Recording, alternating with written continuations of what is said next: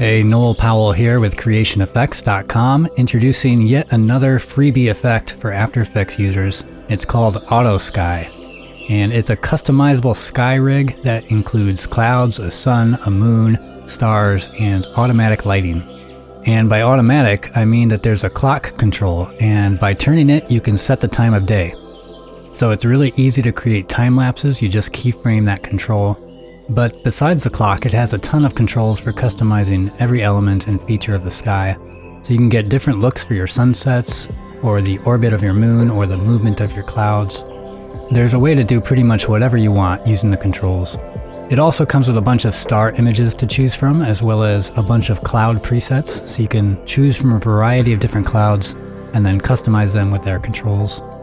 Like I said, this is a totally free download. Just go to CreationEffects.com and head to the freebies page where you can download it, along with a bunch of other free tools for Adobe After Effects. And then this auto sky effect was actually just one of a couple dozen nature effects that I developed for an After Effects template called Landscaper. And actually all of these landscapes you've been looking at were made with Landscaper. Landscaper lets you create really awesome 3D landscapes in After Effects. And it comes with 30 finished landscapes. I'll leave a link for that one as well in the description in case you want to check that out. So in this video, I'm going to show you all the main features and how to use the auto sky. So let's get started. After you extract the contents of the zip file, you can open the auto sky project in After Effects 2023 or later. Another option, if you're already working on a project and you want to import the sky into that project, just go to File, then Import, then File, and you can just import the whole project into your project panel. When it's open, you'll see a 4K option and an HD option. If you need a different resolution, just open the one that's closest to what you need, and then you can change the resolution in the composition settings panel. And then you'll need to change the resolution of these 3 solid layers in the solid settings panel. And then you might need to scale the sky and clouds up or down using the controls. So you can see there's quite a few layers that go into making this. I'm not going to go into detail, but here's the gist of it. At the top here, we have some instructions for getting started. I'll hide that. And then also note that there are layer comments on every layer that give a lot more information on how the effects work. At the bottom, we have our sky layer. It's just a solid layer with a gradient. And it's 25,000 pixels back, so way back in Z space. And then our clouds layer is here.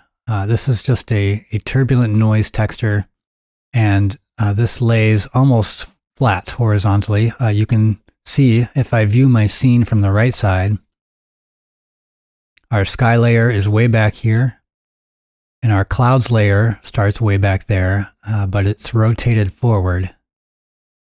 And then our moon orbits around our scene using these 2 null objects. These are locked because you shouldn't have to mess with them. And our sun also orbits around by following this sun position null, which is parented to this rotating sun orbit controller null. The sun is made from these 3 layers. These bottom 2 are supposed to be behind your subject or foreground, and this top layer is supposed to be in front of your foreground. So I don't really know how people are going to use this effect, but you probably don't need just the sky. You'll probably be adding some elements or a foreground or something. So when you do that, when you add new layers, whether they're 2D or 3D, the best place to put them is here, above the sun effects behind land layer, and below the sun effects in front of land layer.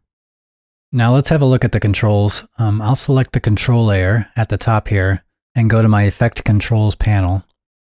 And we've got the main controls up here. And if you want to adjust the look or movement of the sun, moon, and stars, you can open up these controls down here. I'll just go over the important stuff here. The first control will let you turn the auto sky on or off. While it's on, you can use the clock control here to easily and quickly set the time of day. So you can think of this dial as like a real analog clock, if you're old enough to remember those. And it starts at noon, and as you increase it, the clouds speed up, and around 7 p.m. the sun sets, and then by 10 or 11 p.m. it gets dark, and the stars come out, and the moon, and eventually it's morning again.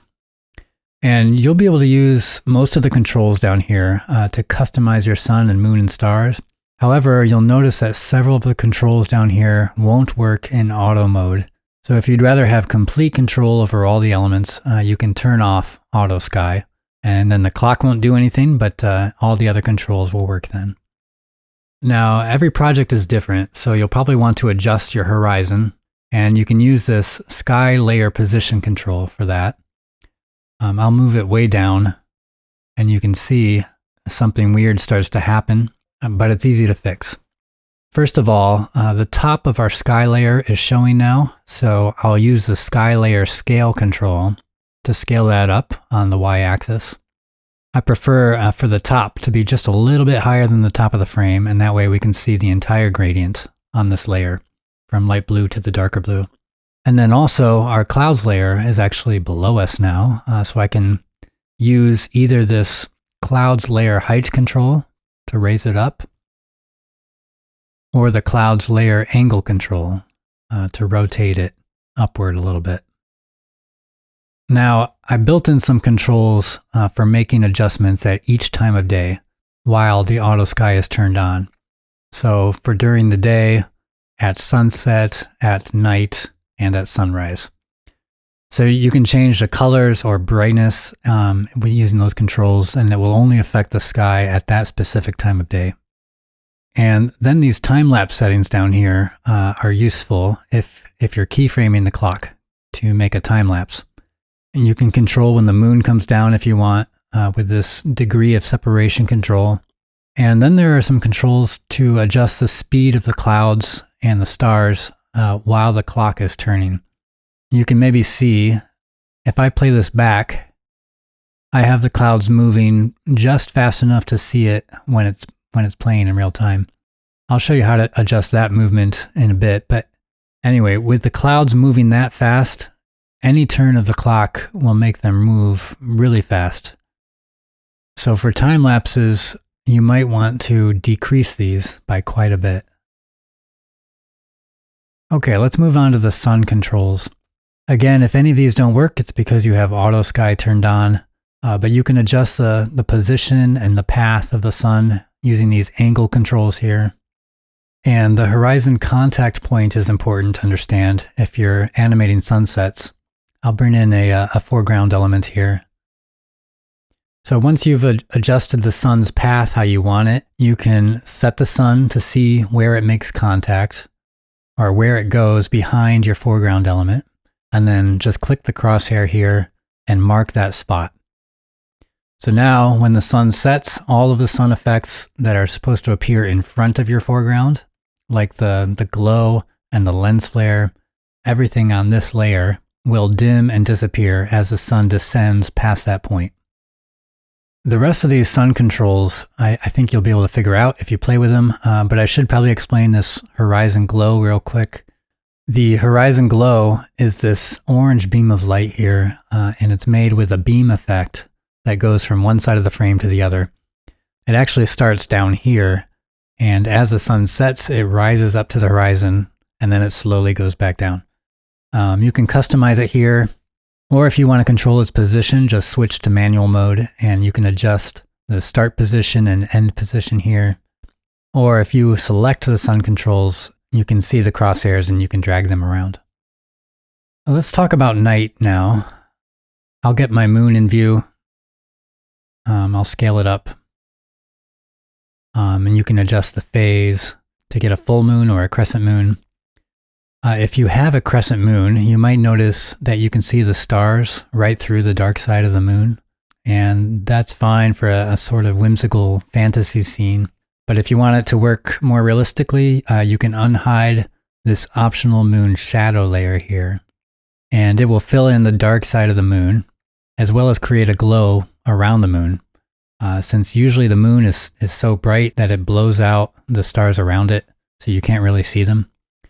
Just use this color picker to sample the color of the sky somewhere near the moon, since the dark side of the moon should be the same color as the sky.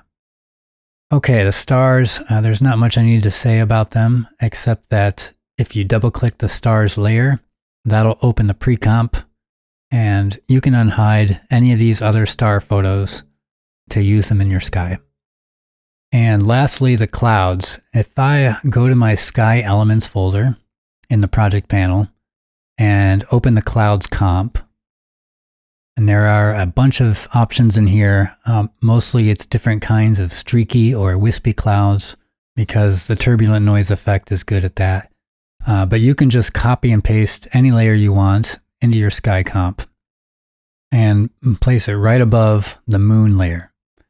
And then you can go to that layer's controls if you want to customize the clouds. The movement controls are down here. So you can set the direction of the movement, use a negative value to go to the opposite direction, or you can set the evolution speed, which is how fast the clouds change shape. So there you go. That's the Auto Sky. It's actually a little watered down from the Auto Sky and Landscaper, which has even more options. But I hope you find it useful. I've got a lot of free stuff like this in the freebies page at creationeffects.com. But the coolest stuff are the paid products, like landscapers. So you should go watch the demo for that. You can make pretty much any kind of landscape you want with it, from deserts to beaches, jungles, winterscapes, swamps, alien landscapes, fantasy landscapes, whatever you want. You can easily add water to your scene simply by drawing the shape of your lake or beach with a pen tool. And the scenes are 3D, so that you can animate your camera to move, or you can insert some 3D titles into the scenes, and they'll reflect off the water and everything. And there's a lot more on the site for After Effects users, like Creation Trippy Effects, which is a huge collection of trippy looks for your footage. So you can imitate the look of being drunk or high or dizzy, but it's a lot more than that. It's full of really creative, kind of mesmerizing and stylized looks for your footage, as well as a variety of trippy animations that you can customize.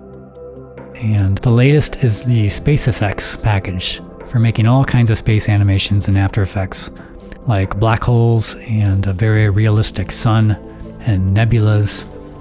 Another popular one is the Critter Collection series, which includes flocks for making custom flocks of birds for your videos, or swarms for making swarms of insects, or schools for making schools of fish and underwater scenes. Another recent one is Shapeshift, which lets you make some mind-bending 3D transitions for your videos. Those are just a few of the effects at the site, and the link is in the description. That's all I got, so thanks for watching.